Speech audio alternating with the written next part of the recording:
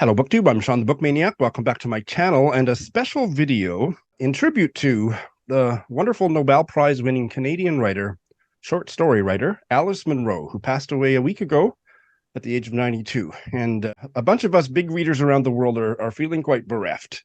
So I have impaneled, is that a verb? I think I can use that verb. I have impaneled a group of bookish social media luminaries to talk about what Alice Munro's writing meant to us, and then we're going to get into one of her very first published short stories, the title story from her first collection, Dance of the Happy Shades. Let me just quickly introduce the panel. And Laurie is wearing a white shirt and sitting in front of one of her fabulous paintings. Laurie McFadden is a poet and a painter, and the better half, I think, maybe perhaps, of Lindy's Magpie Reads. And they are joining us from Victoria, and Lindy is sitting in the colorful sweater in competition with Laurie's painting, and she is of the BookTube channel Lindy's Magpie Reads and an old friend of mine. And then we have Jolene of the fabulous BookTube channel, Bookworm Adventure Girl, joining us from Calgary, and we needed a token American and a token straight man on the panel. And who better to fulfill that slot for future grant funding than the wonderful, most articulate bookish podcast host in the world, Trevor Barrett of the Mooks and the Gripes podcast, and another real lover of Alice Munro's works, joining us from Utah. Hello, everybody. Hello, Shawn. Hey, Shawn. All right, so we're going to get started just sharing some general thoughts. I'm finding myself really inarticulate to try to talk about Alice Munro, what she meant to me. So I'm going to get inspiration from all of you. I'm kind of rendered mute by how important her work has been to me as a reader. So, well, maybe I'll start with a quick little anecdote. One time I met her, meeting is not the right word, but the one time I was in line to get books signed, and it was at a Harbourfront event in Toronto many years ago, and it was a double billing Alice Munro and Robertson Davies. And I didn't care and still don't care anything about Robertson Davies or his work, but I certainly got right in line for Alice Munro, and I had all of my books open to the title page. I thought I was being very considerate, and I plunked them all down in front of her, and I said, "Sorry to do this to you." And she kind of made a face, but she was still smiling mostly. But one of the officious book festival officials came over and intercepted me and said, "That's too many. You're going to have to pick out just a few." And so I very sulkily just picked out the hardcovers and got her to sign them. So that was my one time that my path crossed, but my path has crossed much more deeply and meaningfully with her fiction. So now I'd like to turn it over to Laurie. Laurie, tell us about you and Alice. Okay, well, she goes way back to my early adolescence, really. My mother gave me my first Alice Munro collection, Lives of Girls and Women, when I was, I'm gonna say 14, 15, maybe a little bit younger, that book came out, that collection came out. But what I've been reading all week since Alice died was that everybody's been mentioning how in their analysis of her, canon, that the women in her stories are sexual beings. They have sex, and they have different kinds of sex, and they have sex with different types of characters. Guilt-free sex and crazy sex and forbidden sex. Probably she was one of the first women to candidly just insert those things, into her stories, matter-of-factly, like it wasn't a big dramatic thing. It was just, she recognized that sex is a part of our lives, and that women in particular maybe just it's not recognized so much in literature, that, it's either on the porn end of things or on the virginal chaste end of things. And so she just plunked sex right in the middle of, and I don't mean in a tawdry way. It was just a matter of fact. Here's, a middle-aged woman living in, southwestern Ontario, and she has a sex life. The story in particular from Lives of Girls and Women, and I'm not sure if it's the title chapter or what, but it was made into a short, maybe an hour-long mini movie, TV movie on the CBC back in the day, because CBC did that sort of thing with Canadian writers back in the day. The story is about Del Jordan, who figures through most, it's trial tracks her through the entire collection. She's a really smart young woman. She's maybe 15 or 16, something like that. And she's getting ready to finish high school and take the big, I don't know, scholarship exam that will project her into university scholarship. They've been planning this for her whole life because she's so smart and she's, always aces all the exams in high school and whatever. However, in the spring leading up to the big final exam, she meets a boy who's from a local Pentecostal church, has a big baptism event in their town. She somehow makes his acquaintance, and he's a year or two older than her. And to cut to the chase, they end up hanging out and being, sexually attracted to each other as, they're about that age, budding sexuality and whatever. So they end up having sex standing up on the side of her house one evening, like late in the night, near midnight. And this is Dell losing her virginity, as young girls do in Alice Munro's world and the real world. She's, at the same time, so celebratory about it, Dell herself, but also, feeling a bit guilty and strange. She knows her mother is not going to be thrilled by the fact that she's been deflowered, allowed this not just a boy, but a boy that's connected to a very, Pentecostal type church with the snakes and the speaking in tongues and the immersion baptism in the river and stuff like that. It's the next morning after Dell has been deflowered. She's, clearly excited that this has happened, and she wants to tell her mother without telling her mother.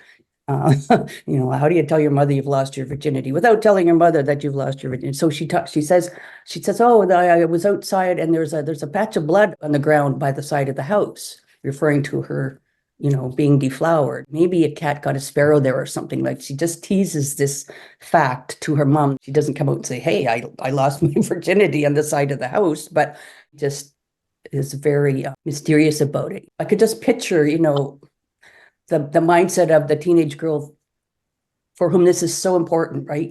I really need to burst out with this information, but I can't just tell my mother. This has stuck in my mind decades later from Alice Munro. The way she matter-of-factly just allows women to make the decision to have sex, and, all the various collections and the various stories and the various women, the young women, old women, married women. It was refreshing to have someone so smartly and articulately document the family lives, married lives, dating lives, relationship lives that, women have. And the follow-up to what happens with Dell is that once Dell takes the big exam for the scholarship, she's so still, gaga over this boy that she just has lost interest and doesn't study, doesn't prepare properly, and she doesn't get the scholarship, and her mother is livid, and she just cannot believe that Dell has thrown away her future for a boy.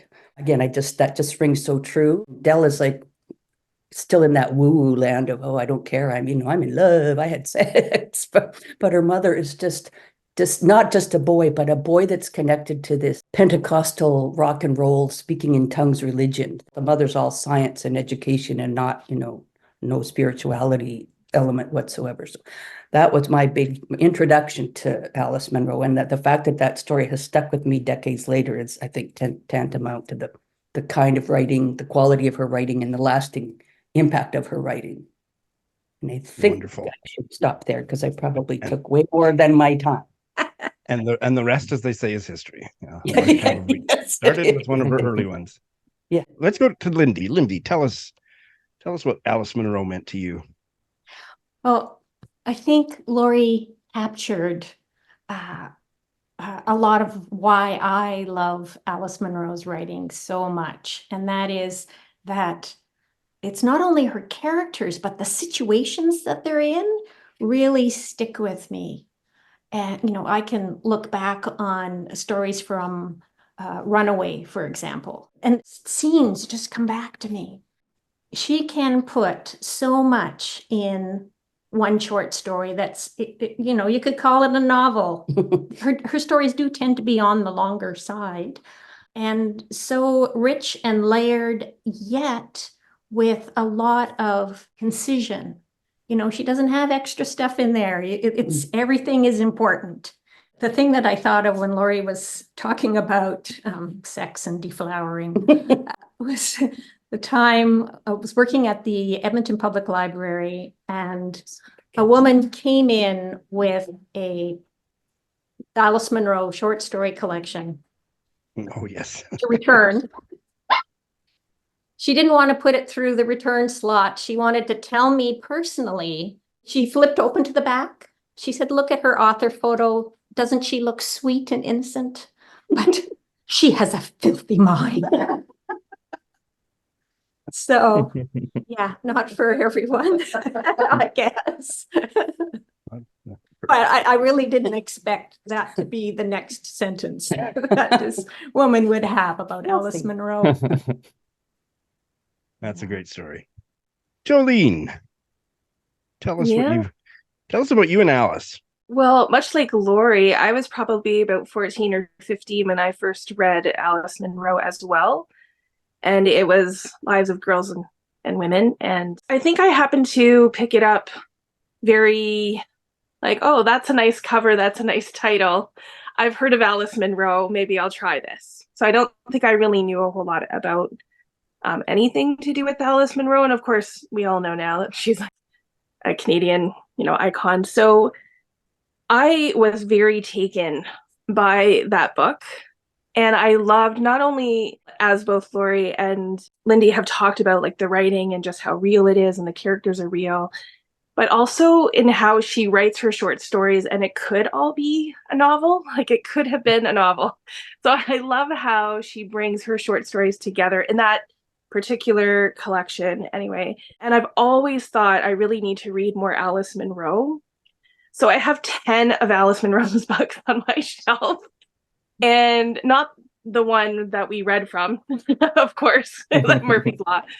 But I have thought about doing something similar to what I did before when I did Mondays with Margaret, and I read, all of Margaret Atwood's books.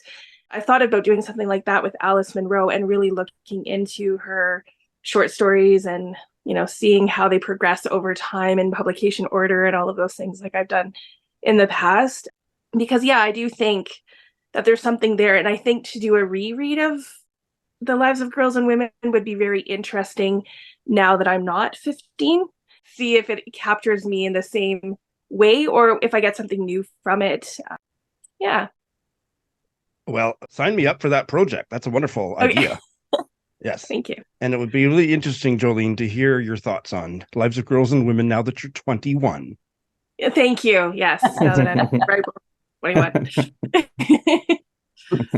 I know for a fact that Trevor is not only a huge fan of Alice Munro's, but you have done various reading projects and blogging about her. So I'm really looking forward to hearing your thoughts. Oh boy. Alice Munro, I often will say that she's one of those authors that I wouldn't be who I am today if not for her. And I don't just mean in my reading life. I mean the kind of person I am. I think for the better, she has improved how I interact with other people. And I owe a lot to her writing. I came to her maybe 15, 20 years ago. And so it was a little bit later on in her career, and it was with the stories she was publishing in the New Yorker for some of her later collections. And I loved them. I really did love them. I thought they were really wonderfully well written, intriguing. But I came to know her work when I finally decided I'm going to start at the beginning and read from Dance with the Happy Shades all the way up to wherever she ends up. At the time, I was hoping there might be another collection, but that was about the time that Dear Life came out. In fact, that may have been the collection that I first started to do story by story. And so I went back and started reading Dance with the Happy Shades, really enjoyed that first collection. But it's so fascinating to me how many of us have already talked about how meaningful Lives of Girls and Women was to both our relationship with Munro and maybe just reading in general. I wish I had read it earlier in my life because that book really did change how I was reading her work. It opened up even the stuff I'd already read, but that's where I really started to understand that here is someone who is willing to explore so much about herself and about culture and society and about being a woman or a young girl. things I had not, no direct personal experience with, but I have plenty of women and girls in my life.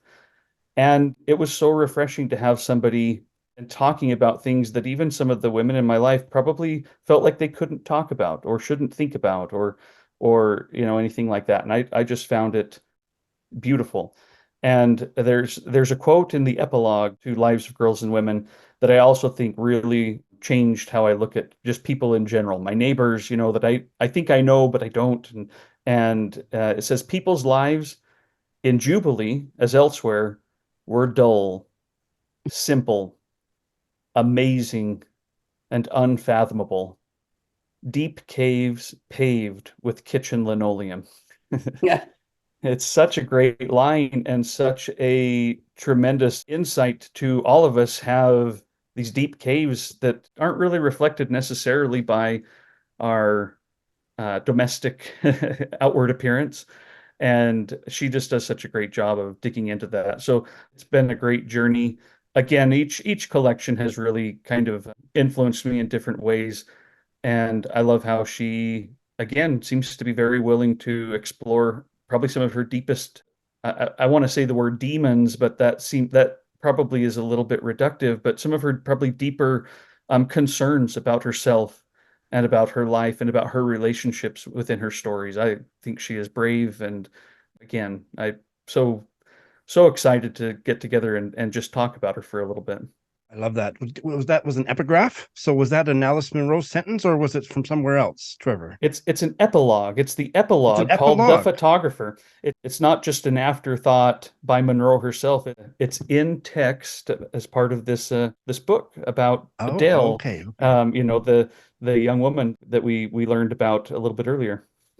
Resonate so much with what she would always say. I'm probably not the only one on this panel that's been watching some of her interviews or listening to them in the last week. And she always took issue when interviewers would ask her about these ordinary people that she would write about. And she said she really, really deeply objected to that adjective.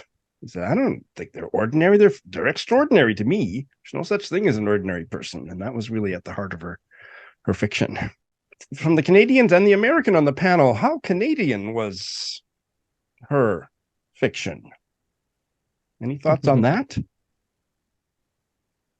Well, I got to dig deep into it with the help of other Canadian readers.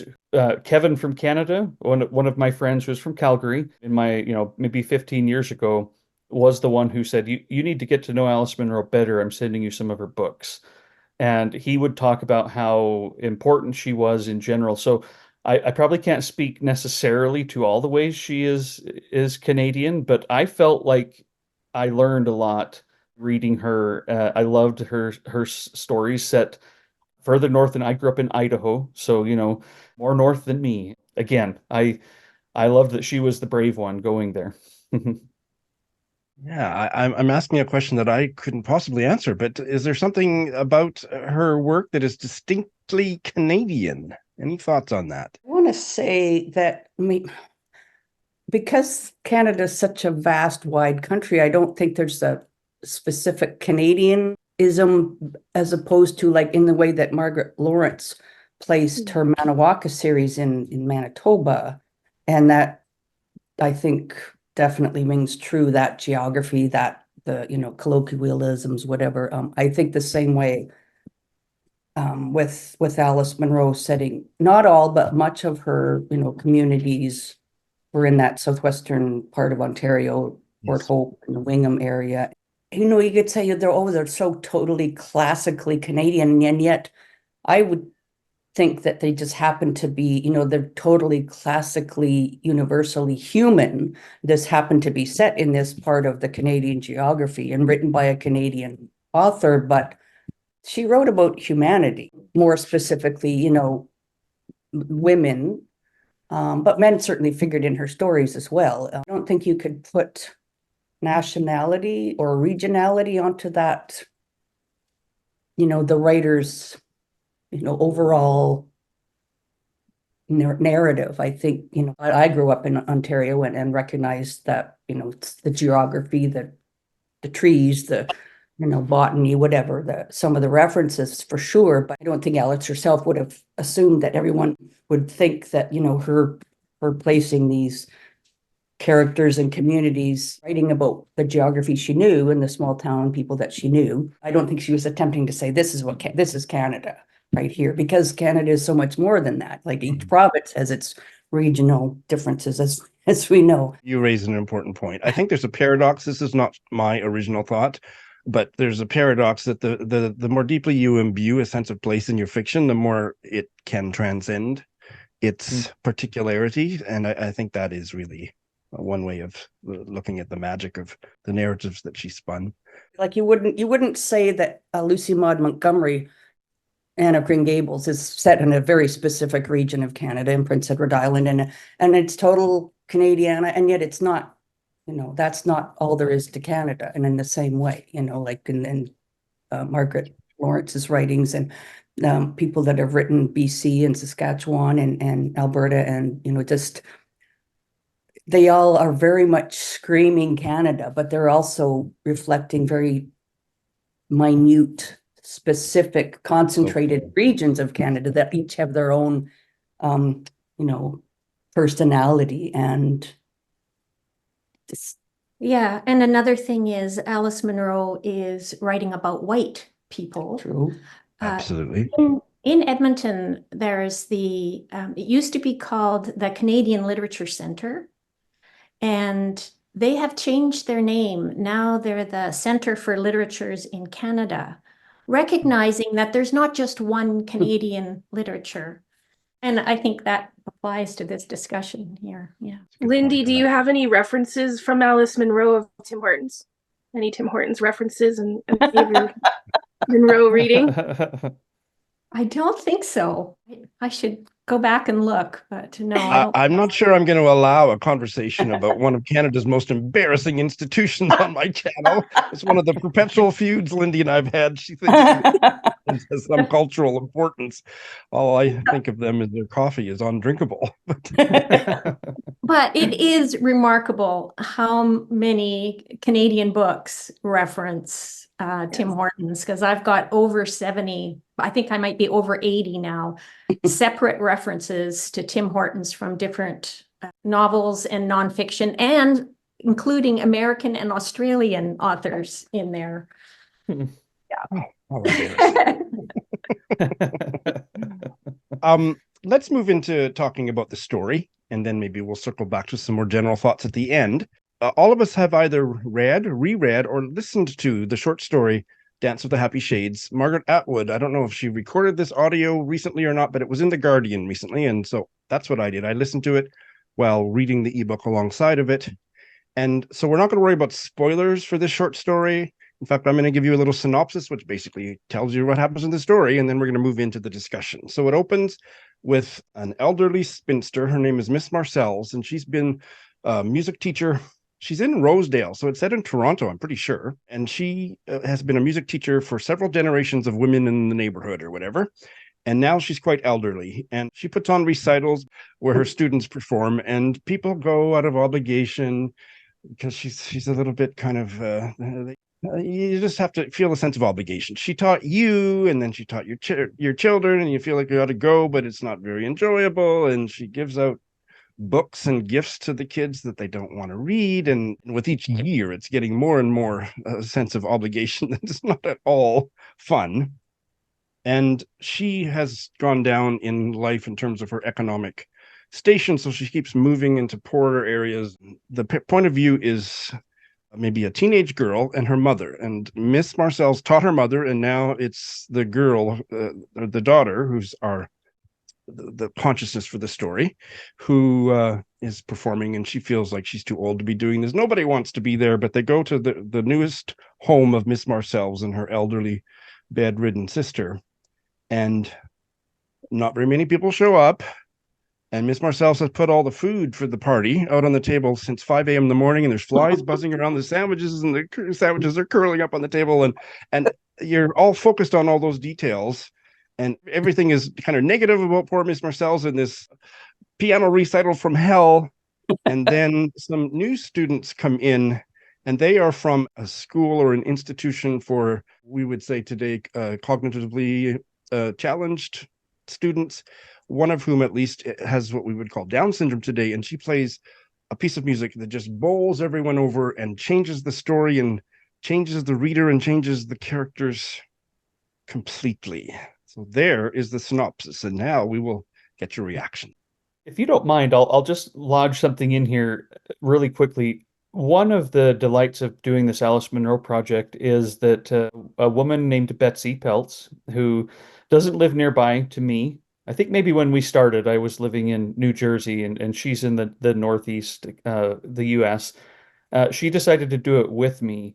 And her thoughts on this story are quite unique. Again, just ways for me to learn because she has a grandson who at the time that we wrote about this over a decade ago was 4 years old and with Down syndrome.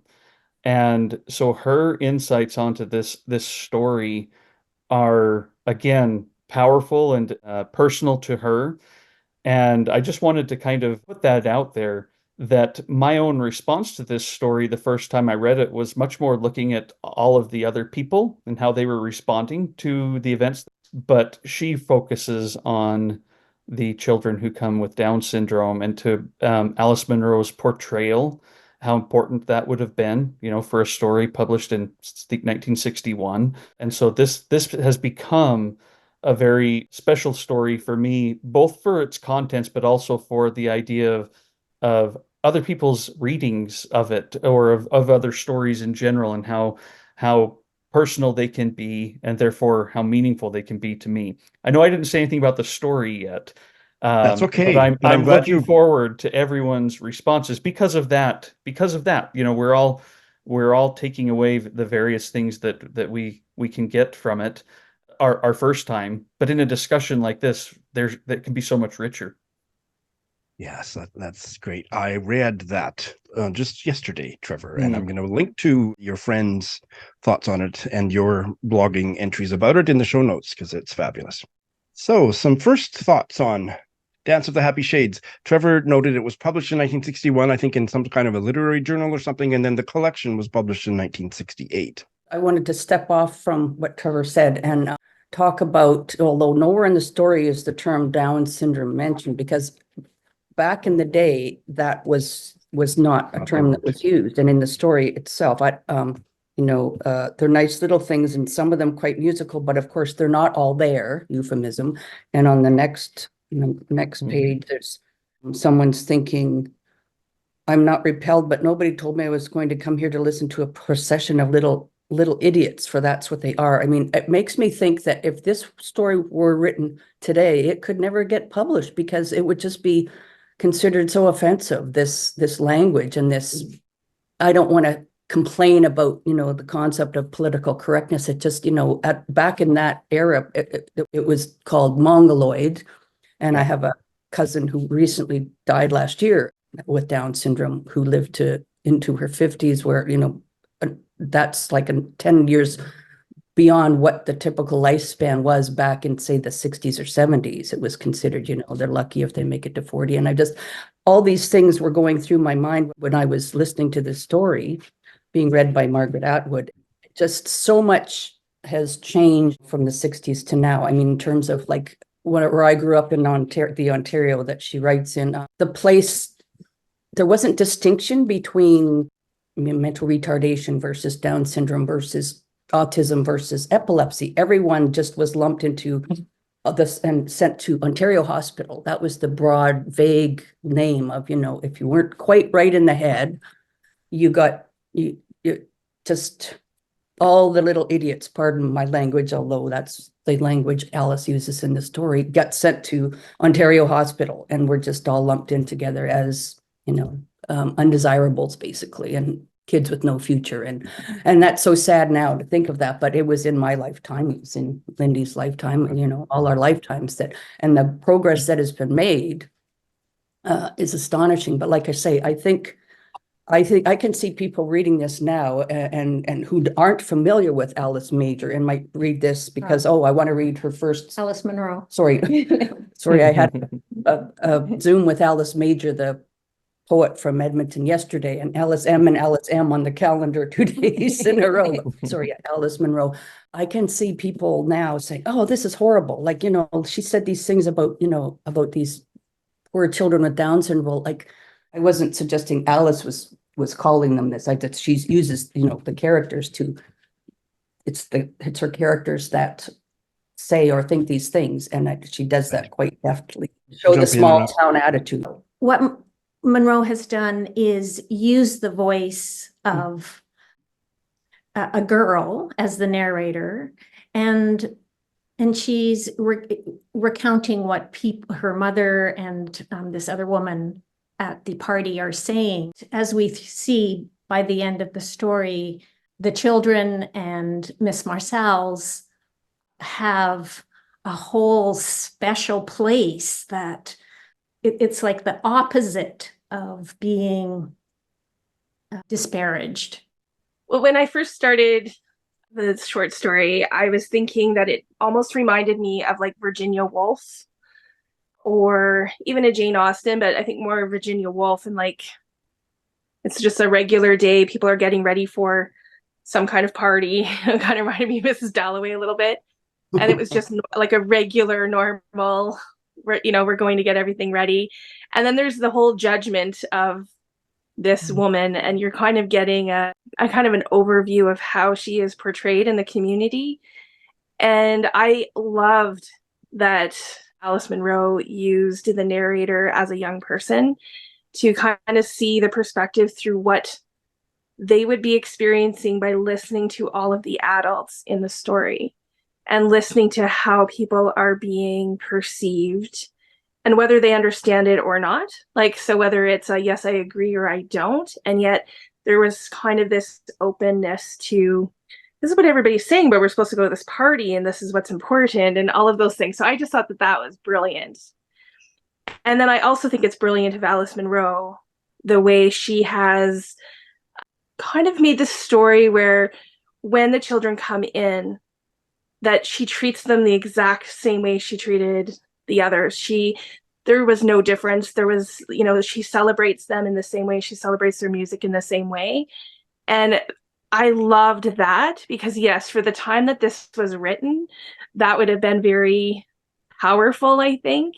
You know, we're now, it's almost like obviously, obviously she treats them the same, in my understanding of the world. But in 1961, I'm not so sure that that would have been, you know, we should be hiding these people. They should belong in institutions. We didn't necessarily give people value in the same way that we hopefully do now. And we wouldn't have recognized their talents or even have thought to maybe teach them the music in the first place. So I loved how she did that. I thought it was a brilliant story. Oh my God, yes. And I just want to get a couple sentences in here from the story, because I think they're key, because they sucked me in, where I thought this was just going to be kind of a story about a piano recital from hell. And and I was sucked into this perspective on Miss Marcel's. And so this is one passage. The deceits which her spinster sentimentality has practiced on her original good judgment are legendary and colossal. She has this way of speaking of children's hearts as if they were something holy. It is hard for a parent to know what to say. It will be understood, which is a very interesting phrase to use. It will be understood that Miss Marcel's idealistic view of children, her tender or simple-mindedness in that regard, made her almost useless as a teacher. She was unable to criticize except in the most delicate and apologetic way, and her praises were unforgivably dishonest. It took an unusually conscientious pupil to come through with anything like a creditable performance. Now, those ones really jumped out at me, especially upon, you know, when we get to the end and find out how the story, where the story goes. I wonder if this story is one of the things that primed me for Lives of Girls and Women. You know, as I was talking earlier about how this did change who I am and how I see other people, this story is set up in a way that I like how you put it, Shawn. We're kind of drawn into, oh yeah, we've been to these parties before. It's uncomfortably familiar and close to home, the judgmental, you know, superiority of the adults in this party. it's uncomfortable, the idea that, oh, she should just stop doing this. We know better for her. We pity her, so some of us attend. Would I were courageous enough to be one of my friends who decided I'm not coming this year. How much that hits close to home, and how a story like this makes me go, how often have I been so blind? How often have I been that person who comes in with my own, I know what's up. And I do think that this may have been one of the stories in that collection that started to kind of revolutionize the way I was reading her stories in general, recognizing maybe a little bit better what she's doing sometimes with the structure. And I think she's working through these things too. I'm not trying to say, I love that Alice Munro, I think, is working through her own perspectives and her own life. And so she's honest enough to go there and to use harsh language and to talk about things that in ways that we wouldn't accept today. I love how you put that, Laurie. But a lot of times in reading her stories, I've been the one on the receiving end of having to come to look in the mirror and go, wow, what do I know?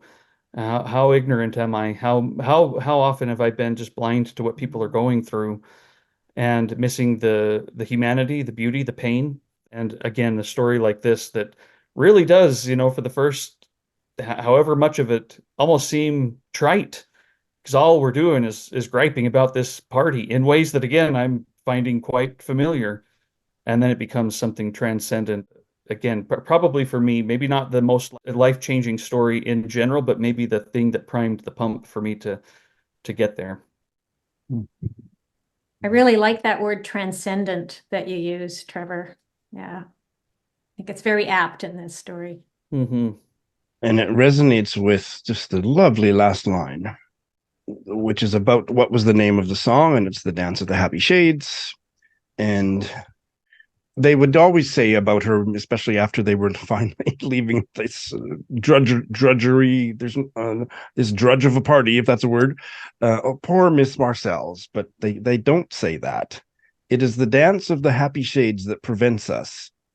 It is that one communique from the other country where she lives, which is what when you say the word transcendent, there's something in that for me. What an appropriate choice of music too. That I did listen to it. It's by Gluck. Yeah, I looked it up. But that would have that title. Hmm. Yeah, Dance of the Happy Shades, and these people who are in shadow to the judgmental central characters in the story. And actually they're dancing. They're perfectly content with how they are. And so is Miss Marcel's. Yes. Yeah. Yes, I definitely include her in that. Yeah.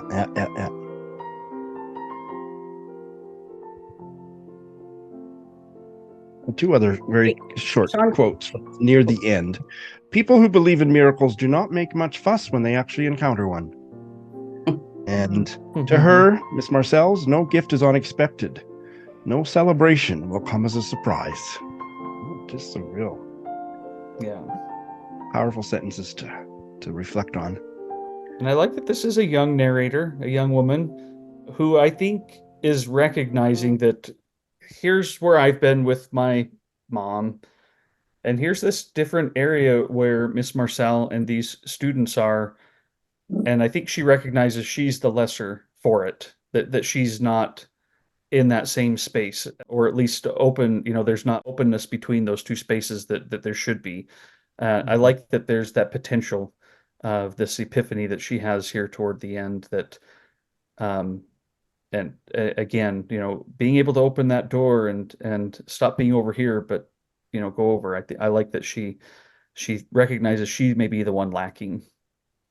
Maybe as we move to closing out this discussion, you can tailor your comments directly to this story if you want, or speak more generally about Alice Munro as a short story writer, because that she very much was. Lives of Girls and Women can be read kind of as a short story cycle, but she was very determined to write short stories and really nothing but. And There aren't very many writers like that in the world, that especially to reach such fame. So, any comments about the form in which she chose to write compared to most people wrote novels or novels and short stories? Any thoughts on genre and Alice Munro? I think short stories are really underrated. And I think Canada does short stories very well. Like Canadian writers do short stories really well. It's kind of one of the, I guess, forms of literature that we're known for in some ways. You know, you have to, when you're in school in Canada, you have to learn all these short stories, and like, so there's just something about short stories, I think, for Canadians, that I don't know what it is that we kind of like it, but I think that there's something to short stories that that a novel can't give us, and not in the same way. So, for example, even with this particular short story, it starts off as something, it becomes something else. It has a powerful message if you're paying attention. And a novel can do that, but to do that kind of in a shorter length is very tricky. Like, that's a challenge to really make you feel about a character, make you, kind of envision the characters, envision the setting, envision all of those things, and then to make you feel a number of things within only, 15, 30 pages, whatever it happens to be. And I think writers who can do that have a real talent for telling a good story. And I love short stories for learning how a writer writes and learning what is important to them. I think sometimes their short stories are more telling of who they are as writers than their novels. Because I haven't read all of Alice Munro, I do love connected short stories and how she did that, particularly in Lives of Girls and Women. So she obviously loved it, and I love that she stayed true to what kind of genre she was kind of going for, or what format she was going for, at least. It is a tribute to Canada's literary culture that short story collections often feature on your prize lists. They're not excluded as they are in other, it's the Booker Prize is great. They bill themselves as the best of fiction, but they don't allow for short story collections. But the Giller Prize does. She won the governor. I think this collection won the Governor General's Award. So, and that, like I say, is, I think, a tribute to your literary culture, that it's recognized this isn't apprentice work. This is the real stuff. It's not just exercises to write my novel someday, but these are, read some Alice Munro, and that myth has to go away, I think. Yeah, good point, Trevor, about literary prizes in Canada, because of the top prizes, every 3 or 4 years, it's a short story collection that wins.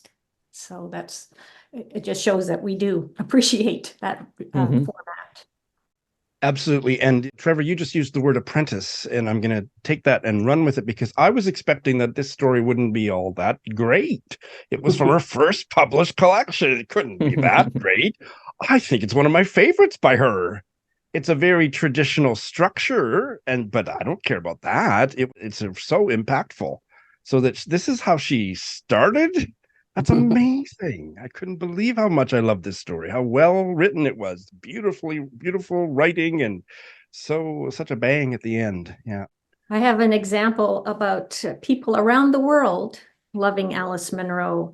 So this was in a novel that I read by Rabih Alameddine called An Unnecessary Woman. It was published back in 2014. Yeah. And if you're not familiar with the story, it's a 72-year-old woman in Beirut who likes to translate her favorite literature into Arabic.